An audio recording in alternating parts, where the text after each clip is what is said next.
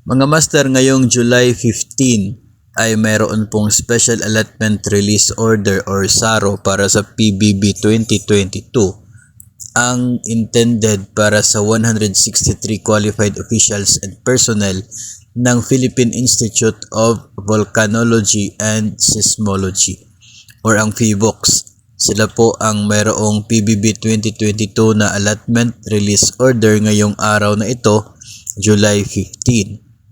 Wala na pong iba pang agency na nakatanggap ng SARO for PBB for today, kaya wala pa po munang good news para sa maraming personnel ng maraming agencies na nag-aabang po.